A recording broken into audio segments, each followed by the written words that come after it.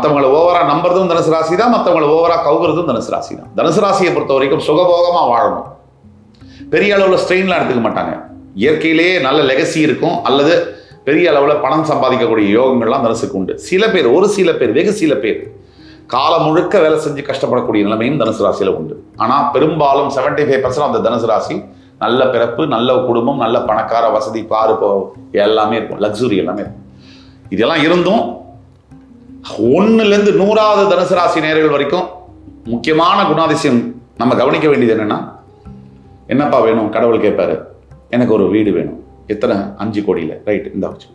என்னப்பா வேணும் கடவுள் கேட்பாரு, உனக்கு ஒரு 3 குழந்தைங்க, 2 ஆண் குழந்தை, ஒரு பெண் குழந்தை. நீ நினைச்ச மாதிரியே அழகான ஆண் குழந்தை, அழகான பெண் குழந்தை, அறிவான குழந்தைகளை கொடுக்குறேன், ரைட்டு வச்சுப்பாங்க. என்னப்பா வேணும்? ஒன்றும் இல்லை, BMW X7 கார் மட்டும்தான் வேணும், அதுவும் இந்தா வச்சுக்கோ. என்னப்பா வேணும்? இதெல்லாம் இருந்துச்சு, ஒரு பதவி இல்லையே, அந்த பதவி இந்தா வச்சுக்கோ. இப்படின்னு கடவுள் கொடுத்தாலும் பதவிக்கு போகிற ரோட்டில், கார் போகிற ரோட்டில், என்னடா ரோட்டில் இந்த இடத்துல வந்து குண்டு குழியுமா இருக்குது, கடவுளை இந்த வாழ்க்கையே பிடிக்கலம்பாங்க. இதுதான் தனுசு ராசி. ஸோ 99 விஷயம் கிடைச்சாலும் அவங்களுக்கு கிடைக்காத ஒரு விஷயத்தை நினச்சி மனசை நொந்து போய் மற்றவங்களையும் கடவுளையும் பழிக்கக்கூடிய நிலைமை 100% இருக்கும் தனுசு ராசிக்கு. நம்ம வாழக்கூடிய இதே பூமியில் கிட்டத்தட்ட 1 கோடி பேர் ராத்திரி சாப்பாடு இல்லாமல் படுகிறாங்க. இது தெரியுமா தனுசு ராசி நேயர்களுக்கு? இதே ஊரில் பாவாடை தாவணி கூட வச்சு உடம்ப மறைக்க முடியாமல் பெண்கள் பிளாட்ஃபார்மில் தூங்குறாங்க லட்சக்கணக்கில். தெரியுமா தனுசு ராசிக்கு?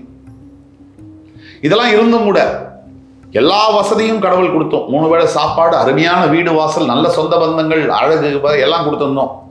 தான் வாழ்க்கையும் நாசம் பண்ணி மற்றவங்க வாழ்க்கையும் நாசம் பண்ணக்கூடிய சில வேலைகளில் சில தனுசு ராசி அன்பர்கள் ஈடுபடுறாங்க.